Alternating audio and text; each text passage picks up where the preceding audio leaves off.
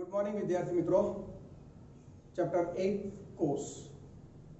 હવે આ ચેપ્ટરની અંદર મિત્રો લાસ્ટ લેક્ચરની અંદર આપણે લાસ્ટ ટોપિક કોષ કેન્દ્ર ઉપર ચર્ચા કરતા હતા જ, બરાબર. જેની અંદર કોષ કેન્દ્રની વાત કરી, કોષ કેન્દ્ર પટલની વાત કરી, કોષ કેન્દ્રિકાની વાત કરી, બરાબર. અને સાથે સાથે કોષ કેન્દ્ર રસ કે જેનું બહુ વર્ણન છે નહીં, તો એ બધા પોઈન્ટ આપણે જોઈ ગયા.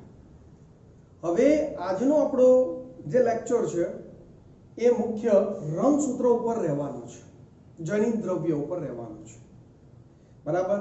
હવે તમે અહીંયા ડાયાગ્રામ જોઈ શકો છો. મેં એટલા માટે દોર્યો કે જેથી તમને પાછું ચિત્ર ક્લિયર થઈ જાય કે ભાઈ કોષ કેન્દ્ર પટલ, કોષ કેન્દ્રિકા, બરાબર.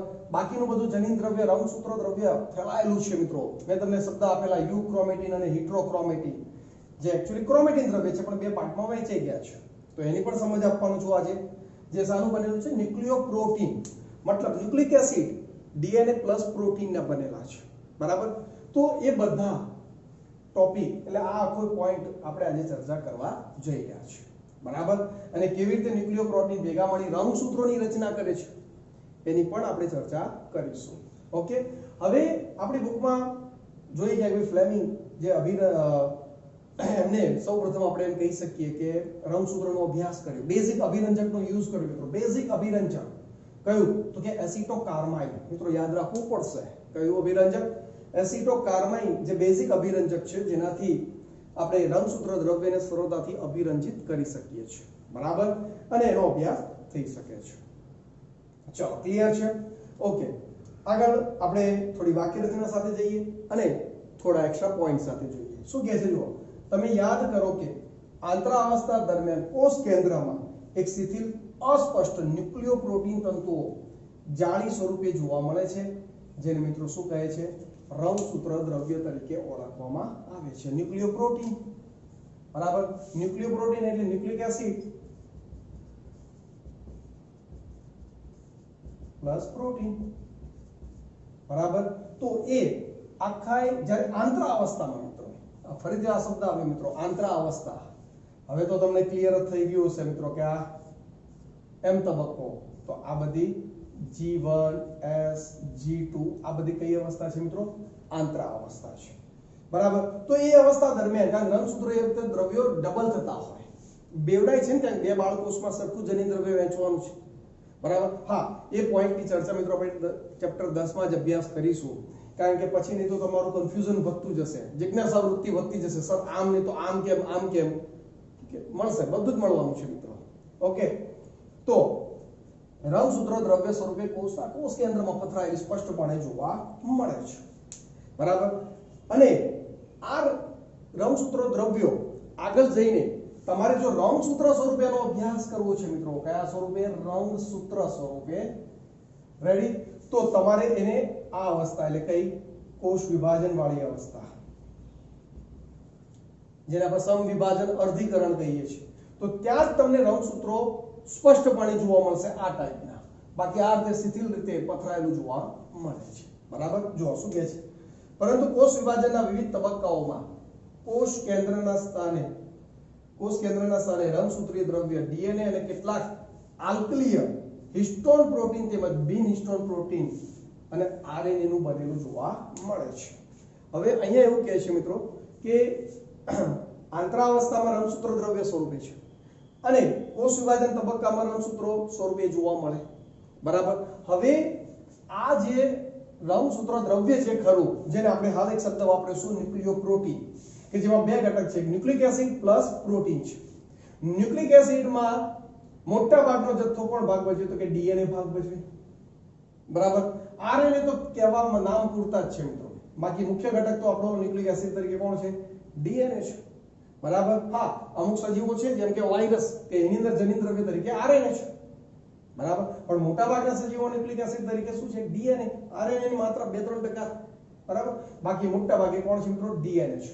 અને પ્રોટીન, પણ એ પ્રોટીન મિત્રો બે પ્રકારના છે, હિસ્ટોન પ્રોટીન અને બિન હિસ્ટોન પ્રોટીન. તમને અહીંયા શબ્દ જોવા મળે, હિસ્ટોન પ્રોટીન અને બિન હિસ્ટોન પ્રોટીન, જે તમારા માટે નવા શબ્દો છે, બરાબર. હવે હિસ્ટોન પ્રોટીન અને બિન હિસ્ટોન પ્રોટીન શું છે એની આખી સમજ હું તમને ક્લિયર કરવા માંગુ છું. બરાબર. અહીંયા તમે જોશો તો તમે એમ લાગશે સર આવી તો બુકની વાક્ય રચના કોઈ છે જ નહીં. મિત્રો આ બધું આપણે 12 સાયન્સની અંદર અભ્યાસ કરવાના છીએ, હું તમને કહી દઉં છું. પરંતુ તમને મારે હિસ્ટોન કે બિન હિસ્ટોન શબ્દો ગોખાવડાવવા નથી, એની એક થોડી સમજ આપવી છે. અને કેવી રીતે ડીએનએ નો અણુ તૈયાર થાય છે. મિત્રો બહુ ડીપમાં નથી જવાનું, બુકમાં સ્પષ્ટતા સાથે કીધું છે કે 12 સાયન્સમાં તમે ભણવાના છો, બરાબર. પરંતુ અહીંયા અમુક શબ્દો થોડા ક્લિયર કરું જેથી આખો ટોપિક તમારા માઇન્ડની અંદર એકદમ પરફેક્ટ બેસી જાય. ખ્યાલ આવે છે કે નહીં? ઓકે, તો અહીંયા તમે સમજો. પહેલા તો હિસ્ટોન પ્રોટીનની વાત કરીએ. મિત્રો હિસ્ટોન પ્રોટીન જે ખરા ને એ બેઝિક એમિનો એસિડના બનેલા હોય છે, બરાબર. હવે આપણે એમિનો એસિડ આના પછીના ચેપ્ટરમાં બરાબર અભ્યાસ કરવાના જ છીએ. હવે એમિનો એસિડ મિત્રો તટસ્થ હોઈ શકે, એસિડિક હોઈ શકે, બેઝિક હોઈ શકે, વીજભાર રહિત હોઈ શકે, બરાબર. તો એ અલગ અલગ પ્રકારના જે એમિનો એસિડ જે ખરા એમાં જે બેઝિક એમિનો એસિડ બરાબર આલ્કલી એમિનો એસિડ 3 છે: આર્જિનિન, હિસ્ટિડિન અને લાઇસિન. આર્જિનિન, હિસ્ટિડિન અને લાઇસિન. જ્યારે આ ટોપિક ચાલતો હશે ને, જ્યારે નેક્સ્ટ ચેપ્ટરની અંદર, ત્યારે હું તમને કહીશ. પેલો એક શબ્દ આપણે સચિનની હેડ તમે ઘણી વાર શબ્દ સાંભળ્યો છે, આયલા, બરાબર. તો એમ એક્ઝામ્પલમાં આપણે કહીએ ને કે ભાઈ પેલો કોઈ સારો બોલર બોલિંગ કરતો હોય, સચિન એમ વિચારે હું 6 મારીશ, બરાબર, પણ બાઉન્સ એકદમ જતો રહેતો, સચિન ટક કરે, નીચે તરફ વળે છે કે આયલા, બોલ તો ચાલ્યો ગયો. ખ્યાલ આવે છે કે નહીં? તો આયલા શબ્દ એ રીતે યાદ રાખવાનો, આ હી લા, આર્જિનિન, હિસ્ટિડિન અને લાઇસિન, બરાબર. તો આ બેઝિક એમિનો એસિડ છે, બરાબર. હવે અહીંયા મિત્રો ખાસ આ હિસ્ટોન પ્રોટીન જે આપણા ડીએનએ ના બંધારણમાં છે એમાં આર્જિનિન અને લાઇસિનની માત્રા વધારે છે. હિસ્ટિડિન નથી, ખાસ કોણ છે? આર્જિનિન અને લાઇસિન. આ બેઝિક એમિનો એસિડ છે જે આ 5 પ્રકારના પ્રોટીન છે મિત્રો. આ 5 શું છે? પ્રોટીનની નાની નાની શૃંખલાઓ છે.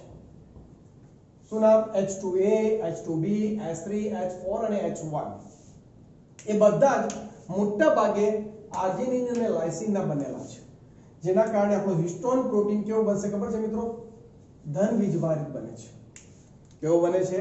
ધન વીજભારિત બનતો જોવા મળે છે, બરાબર. એટલે હિસ્ટોન પ્રોટીનનો વીજભાર કેવો થઈ ગયો? ધન થઈ ગયો. રીઝન? આર્જિનિન અને લાઇસિન જેવા એમિનો એસિડ ભાગ લે હિસ્ટોન પ્રોટીનના બંધારણમાં, પરંતુ હિસ્ટોન પ્રોટીન એ 5 નાના નાના પ્રોટીન અણુઓનો બનેલો હોય, જેમાં H2A, H2B, H3, H4 અને H1, બરાબર. હવે પાછી હિસ્ટોન પ્રોટીનના બંધારણમાં આ ભાઈ તો ભાગ લેતો જ નથી. મેઇન તો આ 4 જ છે, અને એ 4 પાછા * 2, મતલબ દરેક બે ના પેરમાં છે. અહીંયા તમે જોઈ શકો છો મિત્રો, H2A, H2A, H2B, H2B એની પાછળ, H3, H3 પાછળ, H4, H4. એટલે મિત્રો કેટલા થયા? 1 2 3 4 5 6 7 8. અને મિત્રો ઓક્ટામર કહેવાય. હિસ્ટોન પ્રોટીનના બંધારણમાં જે આ પ્રોટીન્સ નાની નાની શાખાઓ જે ખરી ને એ 8 પ્રોટીન અણુઓ ભેગા થઈને બને છે હિસ્ટોન પ્રોટીન, અને ઓક્ટામર કહેવાય, બરાબર. તમે કીધું સર તો ભાઈ H1 છે ને, આ બધાને અને આ ડીએનએ જો ફરતે વીંટળાયેલો છે મિત્રો. ફરતે મેં જે કુંતલ સ્વરૂપે જે બતાવ્યું છે ને, આ એ કોણ છે? તો કે ડીએનએ છે, બરાબર. એ એને કુંતલ સ્વરૂપે આથી વીંટળાઈ જાય, બરાબર કે નહીં? તો આ આખું ડીએનએ, કુંતલ, ઓક્ટામર બધાને જોડે કોણ? H1 હિસ્ટોન પ્રોટીન, બરાબર. હવે 12મા ધોરણની અંદર બી આ લોકોનો ઉલ્લેખ તો નથી જ. 12મા એમ કહી દીધું છે ઓક્ટામર, પણ કોણ ઓક્ટામર? તો અત્યારથી યાદ રાખી લઈએ, બરાબર. H2A, H2B, H3 અને H4, અને બધા મલ્ટીપ્લાય 2. કેમ કે બધા બે ના પેરમાં છે.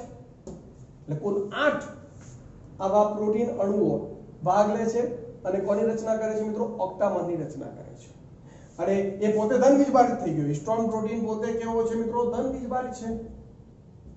અને ડીએનએ ની અંદર મિત્રો ફોસ્ફરસની હાજરી જોવા મળે, H3PO4-. એટલે ડીએનએ પોતે બહારની શૃંખલાની નેગેટિવ છે. એટલે histone protein positive, DNA negative.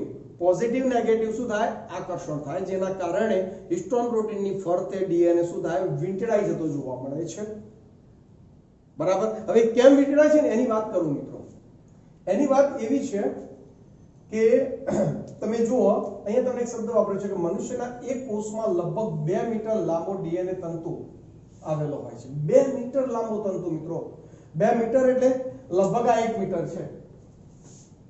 વિચારો તો આપણા દરેક કોષના કોષ કેન્દ્રમાં મિત્રો 2 મીટર, આપણો કોષનું કોષ કેન્દ્ર 10⁻6 મીટર જેટલું હોય છે. 10⁻6 મિત્રો, કોષ નરી આંખે જોઈ શકતા નથી તો એમાં કોષ કેન્દ્ર કેટલો નાનો અવકાશ, અને એની અંદર આટલો લાંબો ડીએનએ કેવી રીતે ગોઠવાય? તો ગૂંચળામાં જ બરાબર ગોઠવાયેલો હશે. તો ગૂંચળામાં રચના કેવી રીતે થાય? તો કે પેલું પોઝિટિવ નેગેટિવ આકર્ષણ, હિસ્ટોન પ્રોટીન પોઝિટિવ, ડીએનએ ફરતે નેગેટિવ, એની ફરતે એકદમ ગૂંચળામાં રચનાનું શું કરે? નિર્માણ કરે. એટલે જ એ પેલા આટલા નાના કોષ કેન્દ્રની અંદર સમાવી શકાય છે. બરાબર કે નહીં? એટલે જો આ રીતે એ વીંટળાય એની ફરતે, આ એક રચનાને મિત્રો ન્યુક્લિયોઝોમ કહેવાય. શું કહેવાય? ન્યુક્લિયોઝોમ. બરાબર. અને પછી જો આ રીતે આ હિસ્ટોન પ્રોટીન છે બધા, અને એની ફરતે આ રીતે ડીએનએ વીંટળાતો હોય તો આના જેવી રચના થાય. દોરીમાં પરોવેલા મણકા જેવી રચના લાગે. પછી એ વધારે ગૂંચળામાં બનતા જાય, પછી એ આ રીતે રંગસૂત્રનું નિર્માણ થાય. તો આ ક્રોમેટિન દ્રવ્ય આપણે કહીએ ક્રોમેટિન, એ આ ક્રોમેટિન દ્રવ્ય histone protein plus nucleic acid મતલબ કે ડીએનએ, તો એ બની ગયું આપણું ક્રોમેટિન. ન્યુક્લિયો પ્રોટીન કીધું ને, બસ એ તો પડી. હવે તમે કહેશો કે સર ઓકે તમે હિસ્ટોન પ્રોટીન સમજાવી દીધો, બિન હિસ્ટોન પ્રોટીન કોણ? મિત્રો બિન હિસ્ટોન પ્રોટીન આમાં ભાગ ન લે પણ એને સપોર્ટ કરે. બરાબર. અચ્છા, બિન હિસ્ટોન એટલે એમાં આ જે બેઝિક એમિનો એસિડ છે ને એનું પ્રમાણ ઓછું હોય, લગભગ નહિવત બરાબર, પણ એસિડિક એમિનો એસિડ બરાબર. તો એસિડિક એમિનો એસિડ છે કે બીજા તટસ્થ એમિનો એસિડ એના બંધારણમાં ભાગ લેતા હોય. હવે આ એમિનો એસિડ હું તમને કીધું ને નેક્સ્ટ ચેપ્ટરમાં આવવાના છે, ત્યાં આપણે ડીપમાં ચર્ચા કરીશું. તો એ બધા એમિનો એસિડથી બને એટલે બિન હિસ્ટોન પ્રોટીન, પણ એ આમાં નથી, આ રચનામાં નથી, આ રચનામાં નથી, પણ આ બધી રચનાઓને ગોઠવણીમાં એમાં બહારથી શું કરતા હોય? સપોર્ટ કરતા હોય. કોઈ ઉત્સેચક સ્વરૂપે, કોઈ બંધારણ સ્વરૂપે, એટલે એને સપોર્ટર કહેવાય. તો એ બધા બિન હિસ્ટોન પ્રોટીન. ચલો ક્લિયર? એટલે આપણા રંગસૂત્રોની રચનામાં એક તો ન્યુક્લિક એસિડ એટલે ડીએનએ, થોડો ઘણો આરએનએ 2 થી 3%, બહુ ઓછી માત્રા, હિસ્ટોન પ્રોટીન જે મુખ્ય ઘટક, અને સપોર્ટર તરીકે બિન હિસ્ટોન પ્રોટીન. ચલો ક્લિયર છે? ઓકે. તો એ રીતે એટલે તમે વિચારો 2 મીટર લાંબો ડીએનએ તંતુ, હા એ તંતુ પછી આવા 2 મીટર લાંબો, એકચ્યુઅલી બાર સાયન્સમાં આપણે એની ગણતરી કરીશું 2.2 મીટર લાંબો થશે, ભલે અહીંયા 2 મીટર આપ્યો હોય. બરાબર. અને એવા ગૂંચળાઓ ભેગા મળી આવા કેટલા? તો કે 46 રંગસૂત્રોમાં વહેંચાય. કેટલા મિત્રો? 46 રંગસૂત્રો. આપણે કીધા 23 જોડ રંગસૂત્રો, તો 23 જોડ રંગસૂત્રો એટલે 46 રંગસૂત્રો.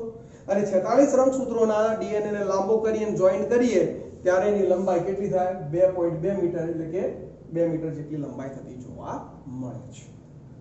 બરાબર. આ આકૃતિ કોઈ ગભરાવાની જરૂર નથી મિત્રો, બાર સાયન્સની અંદર ડીપમાં આપણે એમાં ભણવાના જ છીએ. તમને મારે શું કહેવું છે જો અહીંયા સમજો, તમને એમ થાય સર તો બાર સાયન્સમાં છે તો અત્યારે શું કરવા? મિત્રો અત્યારે એટલા માટે તમને હિસ્ટોન આપ્યું છે, બાર સાયન્સમાં હિસ્ટોન આપ્યું છે, આ નથી સમજાવ્યું તો મેં અત્યારથી જ ક્લિયર કરી દીધું, તમારું એક નોલેજ ક્લિયર થઈ જાય. રેડી? ઓકે. બીજી વસ્તુ આપણે અંદર શું ચર્ચા કરી કે ભાઈ આ એટલા માટે ચર્ચા કરી કે કેવી રીતે રંગસૂત્રો બને છે, હિસ્ટોન બિન હિસ્ટોન કોણ છે, આખું ચિત્ર તમારું ક્લિયર થઈ જાય અને તમને ખબર બી પડી જાય કે ભાઈ 2 મીટર લાંબો ડીએનએ તંતુ કેવી રીતે ગોઠવાય છે. તો કે હિસ્ટોન અને nucleic acid DNA positive negative વચ્ચેનું આકર્ષણ છે. એટલે હિસ્ટોન પોઝિટિવ, ડીએનએ આપણો કેવો છે? નેગેટિવ. તો આકર્ષણ થાય એટલે જ એક ગૂંચળું થઈ શકે. ખબર પડી? ઓકે. હવે આપણે એક વાત થઈ હતી મિત્રો, પેલું યુક્રોમેટિન અને હિટ્રોક્રોમેટિનની, યાદ છે? બરાબર. હવે એ ફરક શું છે મિત્રો એને સમજો તમે. એ બંનેમાં ફરક એ છે, અહીંયા તમે જોઈ શકો છો કે ભાઈ એકદમ આછો વિસ્તાર જે ખરો એને મેં યુક્રોમેટિન કીધું છે, અને જ્યાં એકદમ ઘેરો વિસ્તાર છે મેં એને હિટ્રોક્રોમેટિન કીધું છે. કારણ કે યુક્રોમેટિન એક કોષના કોષ કેન્દ્રમાં શિથિલ રીતે, આંતરાવસ્થામાં શિથિલ રીતે ગોઠવાયેલો હોય, છૂટું છવાય. બરાબર. અને ઓછું અભિરંજિત થાય, એને યુક્રોમેટિન કહેવાય. બરાબર. જ્યારે જે હિટ્રોક્રોમેટિન કરું, ધારો કે આપણો ડીએનએ ખબર છે આપણે આરધ્યામ દોરતા હોઈએ છીએ, નોર્મલી આરધ્યામ બતાવતા હોઈએ. બરાબર. તો હિટ્રોક્રોમેટિન એ વિસ્તારમાં આરધ્ય હોય એકદમ, અને પેલું યુક્રોમેટિન આરધ્ય હોય. એટલે આ એકદમ વિસ્તાર કેવો બનશે? ઘેરો બની જાય, વધારે ડાર્ક અભિરંજકથી અભિરંજિત થશે, બરાબર. જ્યાં પેલો શિથિલ આછો વિસ્તાર છે, છૂટું છવાયું છે. અને આ પ્રત્યાંકનની ક્રિયામાં ભાગ લે કોણ? યુક્રોમેટિન. એટલે પ્રત્યાંકનની ક્રિયામાં સક્રિય હોય, મતલબ આપણા શરીરમાં પ્રોટીન બનાવવા માટે જરૂરી ઘટકો બનાવવા માટે આ સક્રિય હોય. જ્યારે આ એટલું ગૂંચળું વળી ગયું કે એનું ખુલતું જ ન હોય તો એ નિષ્ક્રિય હોય છે, બરાબર. તો આ એક સમજ બી એક્સ્ટ્રા છે મિત્રો, બરાબર. આગળ આપણે અભ્યાસ કરવાના છીએ બાળ સાયન્સની અંદર, પણ છતાંય મેં એક નોલેજ તમારી અંદર નાખી દીધું કે યુક્રોમેટિન અને હિટ્રોક્રોમેટિન. જો યુક્રોમેટિન કોષ કેન્દ્રમાં ક્રોમેટિન નો કેટલોક વિસ્તાર શિથિલ રીતે ગોઠવાયેલો હોય છે, જે આછો અભિરંજિત તેને યુક્રોમેટિન કહે છે. જે ક્રોમેટિનનો ગાઢ રીતે ગોઠવાયેલો હોય અને ઘેરો અભિરંજિત થતો હોય તો તેને હિટ્રોક્રોમેટિન કહે છે.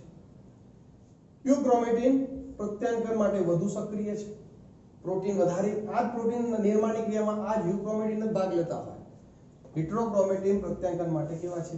નિષ્ક્રિય છે. એટલે પ્રત્યાંકનની ક્રિયામાં એ લોકો બહુ ઇન્ટરેસ્ટ લેતા હોતા નથી. ચાલો, ક્લિયર છે મિત્રો? ખ્યાલ આવી ગયો તમને? એકદમ રેડી. તો આ એક થોડી એક્સ્ટ્રા માહિતી આપણે ચર્ચા કરી એટલા માટે કે તમારું નોલેજ વધારે ક્લિયર થઈ જાય અને તમારે લખવું હોય તો એ ટોપિક પોઝ કરી, બરાબર, હું સમજાવતો હોય પોઝ કરીને તમે એને નોંધ કરી લેજો બુકની અંદર. ચલો, ક્લિયર છે? ખ્યાલ આવી ગયો? ઓકે. હવે વાત કરીએ મિત્રો કે એ જે રંગસૂત્ર બન્યું મિત્રો, તમે જુઓ દોરી પરના મણકા જેવી રચના, આપણે ગૂંચળું થઈ પછી એ આ રીતે રંગસૂત્ર બનાવે, પછી ભેગું થઈ જાય એટલે આ રીતે ચોક્કસ રંગસૂત્રનો રચના તૈયાર થતી જોવા મળે છે. તો હવે આપણો પોઈન્ટ શું આવે છે મિત્રો? રંગસૂત્રની વાત કરવાની. કોની વાત કરવાની છે મિત્રો? રંગસૂત્રની, બરાબર. શું કહે છે જુઓ મિત્રો કે ભાઈ પ્રત્યેક રંગસૂત્રમાં આવશ્યક એક પ્રાથમિક ખાંચ અથવા તો સેન્ટ્રોમિયર ધરાવે છે. તેના ઉપર એક બીમ આકારની સંરચના જોવા મળે છે, જેને મિત્રો શું કહે છે? કાઇનેટોકોર. અહીંયા તમે જોઈ શકો છો મિત્રો, આ એક ધારો કે રંગસૂત્ર છે, સમજી લો, બરાબર.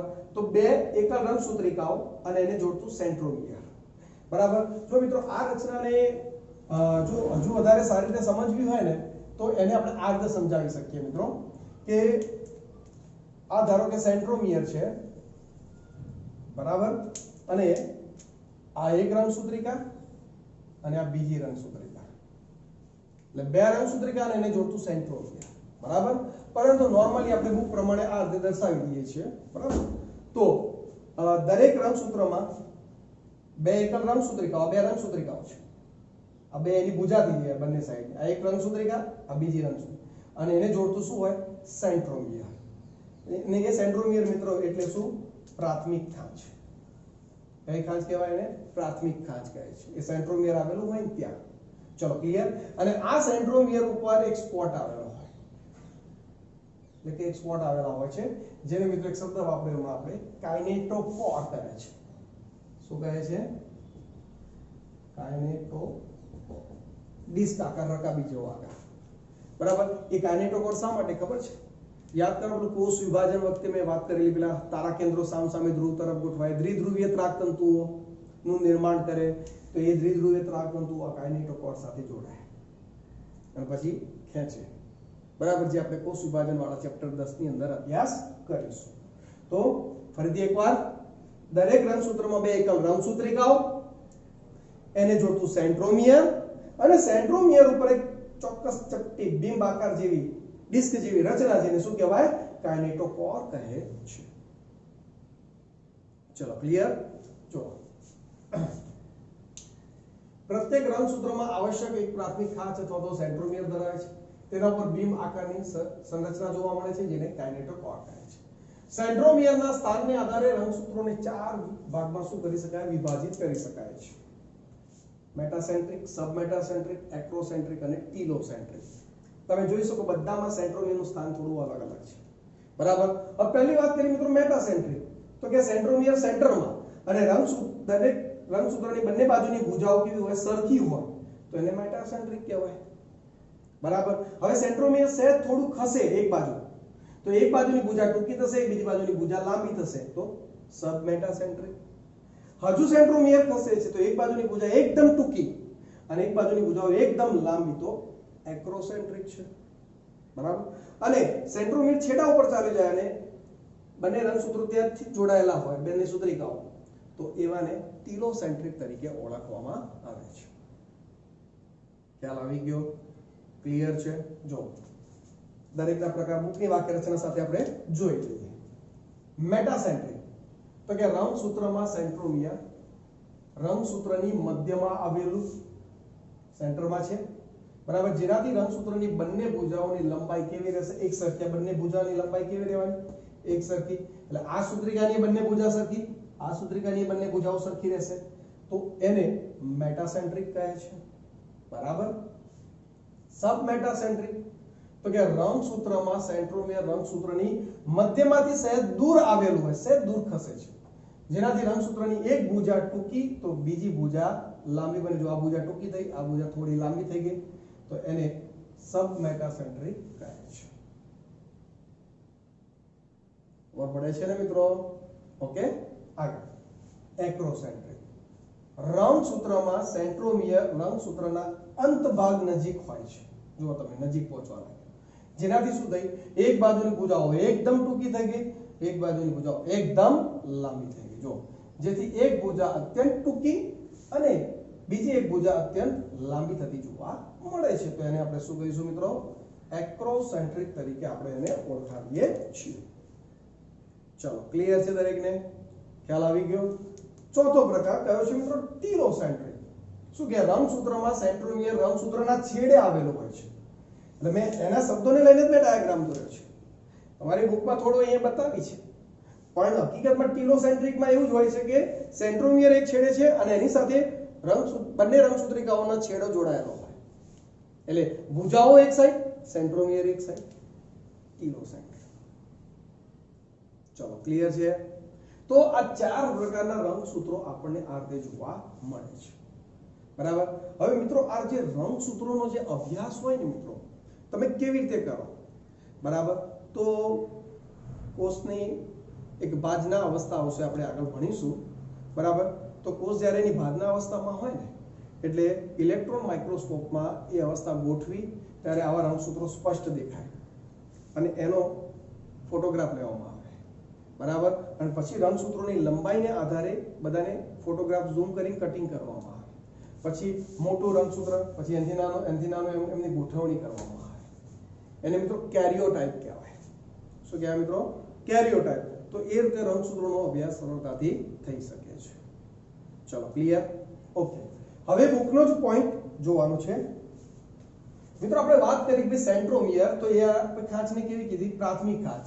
એનો મતલબ એ પ્રાથમિક ખાંચ છે તો ક્યાંક બીજી ખાંચ પણ હશે જ, દ્વિતીય, બરાબર. તો અહીંયા જુઓ મિત્રો, મેં દર્શાવેલી છે, બુકમાં પણ હશે કે ભાઈ દ્વિતીય ખાંચ આવે અને અમુક રંગસૂત્રો પર પાછો એ દ્વિતીય ખાંચ પછી જે વિસ્તાર આવે એને મિત્રો સેટેલાઇટ કહે છે, બરાબર. આ બધા અરંજિત વિસ્તાર છે, મતલબ કે રંગસૂત્ર રંગી શકાય એવી સૂત્રિકાઓ. કોણ? એસિટોકાર્બાઇન. અભિરંજક વડે એને અભિરંજિત કરી શકીએ છીએ, બરાબર. એટલે એને રંગસૂત્ર કીધો. પણ અમુક રંગસૂત્રોનો છેડાનો વિસ્તાર જે દ્વિતીય ખાંચ ધરાવે ને સેટેલાઇટ ધરાવે, બરાબર, એ અરંજિત વિસ્તાર છે, બરાબર. અને મિત્રો એ વિસ્તાર જે ખરો ને આ દ્વિતીય ખાંચ, સેટેલાઇટ, એ બધા કોના નિર્માણ કાર્ય સાથે સંકળાયેલા છે ખબર છે મિત્રો? કોષ કેન્દ્રિકા આયોજક પ્રદેશ કહેવાય એને. કોષ કેન્દ્રિકા આયોજક પ્રદેશ મતલબ આ વિસ્તાર કોષ કેન્દ્રિકાના નિર્માણના કાર્ય સાથે સંકળાયેલા છે. કોના નિર્માણના? કોષ કેન્દ્રિકાના. મિત્રો હવે કોષ કેન્દ્રિકા તો યાદ છે ને તમને? કોષના કોષ કેન્દ્રમાં આવેલી કોષ કેન્દ્રિકા જેની સંખ્યા એક કે એક કરતા વધારે હોઈ શકે. જેવો કોષ વધારે સક્રિય તો વધારે કોષ કેન્દ્રિકાઓ. તો એ કોષ કેન્દ્રિકાઓનું નિર્માણનું કાર્ય કોષ કેન્દ્રિકા આયોજક પ્રદેશ એટલે કોણ? તો કે સેટેલાઇટ, દ્વિતીય ખાંચ, એ બધા વિસ્તારો દ્વારા એનું નિર્માણ થાય છે. ચલો, ક્લિયર છે? ઓકે, અચ્છા, અહીંયા સુધી ઓકે, આપણી બુકનો ટોપિક પૂર્ણ થઈ ગયો.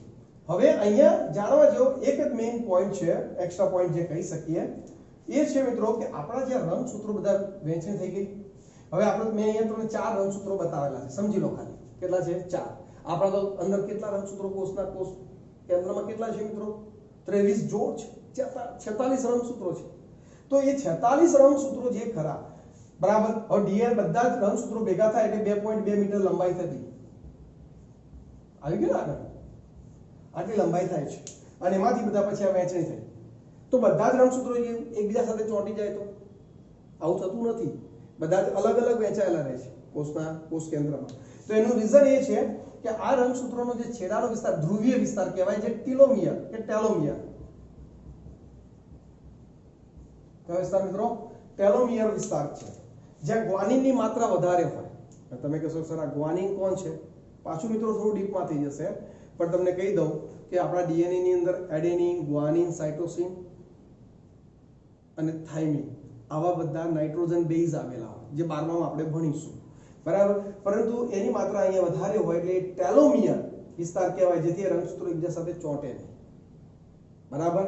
એટલે એકબીજાથી કેવા સ્વતંત્ર રહેતા જોવા મળે છે. તો આ પોઈન્ટ બી એક ટેલોમિયર તમે યાદ રાખી શકો છો એક્સ્ટ્રા નોલેજ તરીકે, બરાબર. તો આ રીતે આપણે જોઈ શકીએ છીએ મિત્રો કે રંગસૂત્રોનું બંધારણ, તો કે nucleic acid plus histone protein, બિન હિસ્ટોન પ્રોટીન, બરાબર. ન્યુક્લિક એસિડમાં મોટા ભાગે તો ડીએનએ છે, 1-2% આરએનએ પણ ક્યાંક હોઈ શકે. તો એ બધાય ભેગા મળી, બરાબર, આપણા જનીન દ્રવ્યની રંગસૂત્ર દ્રવ્યનું રચના કરે છે, બરાબર. રંગસૂત્ર દ્રવ્ય સ્વરૂપે યુક્રોમેટિન, હિટ્રોક્રોમેટિન અને બધો વિસ્તાર પછી ભેગો થાય એટલે કોણ બનાવે? કોષ વિભાજન તબક્કામાં આપણે કહી શકીએ કે રંગસૂત્રોનું નિર્માણ કરે છે, બરાબર. અને રંગસૂત્રો સેન્ટ્રોમિયરના સ્થાનને આધારે તમે જોઈ શકો છો દરેક રંગસૂત્રમાં 2 એકલ રંગસૂત્રિકાઓને એને જોડતું શું આવેલું છે? સેન્ટ્રોમિયર, બરાબર. અને આ રીતે જે સેન્ટ્રોમિયરના સ્થાનને આધારે મેટાસેન્ટ્રિક, સબમેટાસેન્ટ્રિક, એક્રોસેન્ટ્રિક અને ટીલોસેન્ટ્રિક, પેલી પ્રાથમિક કાચ, પેલી દ્વિતીયક કાચ, સેન્ટ્રોમિયર જ્યાં ગોઠવાયેલું છે પ્રાથમિક કાચ ઉપર, ત્યાં જ એ સેન્ટ્રોમિયર પર શું આવેલો હોય? કાઇનેટોકોર આવેલો હોય છે, બરાબર. જે દ્વિધ્રુવીય ત્રાકતંતુઓના જોડાણ માટેનું શું છે? સ્થાન સૂચવે છે. ચાલો, ક્લિયર છે મિત્રો? તો આ થઈ ગયો આપણો આખો રંગસૂત્રનો ટોપિક. ચાલો, ક્લિયર એકદમ? મિત્રો આપણો લાસ્ટ ટોપિક સૂક્ષ્મકાય, બરાબર. શું કહે છે? જો પટલ ધરાવતી ઘણી સૂક્ષ્મ પુટિકાઓને સૂક્ષ્મકાય કહે છે, જે વિવિધ પ્રકારના ઉત્સેચકો ધરાવે છે, જે વનસ્પતિ અને પ્રાણી એમ બંને પ્રકારના કોષોમાં જોવા મળે છે. આ એક સિમ્પલ સરળ લાસ્ટ ટોપિક છે મિત્રો. એક છેલ્લી વાક્ય રચના ઘણીવાર આપણે ચેપ્ટર વાંચતા હોઈએ તો રહી બી જાય, બરાબર. જે આપણે પેરોક્સિઝોમ, લાઇસોઝોમ આ બધી નાની નાની પુટિકાઓ, બરાબર, જે નાની ગોળાકાર પટલીય રચનાઓ મિત્રો પુટિકાઓ તો ધરાવે છે, બરાબર. દરેકની ફરતે આવરણ છે. તો એ બધી રચનાઓ ઉત્સેચકોથી ભરપૂર છે, બરાબર. જે ઉત્સર્ગ દ્રવ્યોના નિકાલમાં, બેક્ટેરિયા, વિષારી દ્રવ્યોનો નાશ કરવામાં અને બધા ક્રિયાઓમાં ખૂબ અગત્યનો, પાચનની ક્રિયામાં ખૂબ અગત્યનો ભાગ ભજવતા હોય છે, બરાબર. તો એવી રચનાઓ એટલે મિત્રો શું? સૂક્ષ્મકાય, જે વનસ્પતિ અને પ્રાણી એમ બંને પ્રકારના કોષોની અંદર, એટલે કે સજીવોના કોષોની અંદર જોવા મળે છે. ચલો, ક્લિયર છે? આશા રાખું કે આ દરેક ટોપિક, ખાસ કરીને છેલ્લે કોષ કેન્દ્ર, રંગસૂત્રોની જે આજે આપણે ચર્ચા કરી એ દરેકને ક્લિયર થઈ ગયા હશે, અને આખું એ ચેપ્ટર દરેક વિદ્યાર્થીઓને એકદમ સમજ આવી ગઈ હશે. Okay, good.